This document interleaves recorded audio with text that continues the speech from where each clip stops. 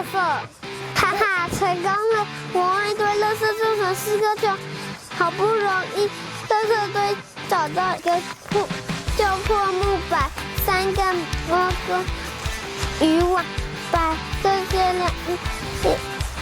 材料做成一台小推车，这应该就过关了吧？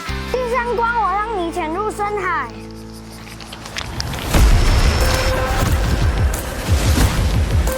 好多动物受伤了，我好难过。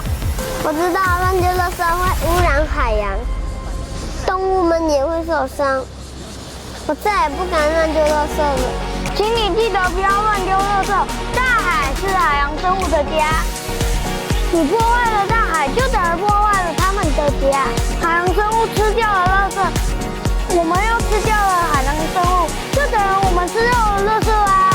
经过这件事情，他们乱丢垃圾，我也会主动指引他们。哎，海龟耶！太，我从哪里看过？谢谢你为我们付出，为了感谢你，我们要送给你一个漂亮的贝壳。当你想来找我们的时候，打开贝壳就可以进入我们的世界哦。我们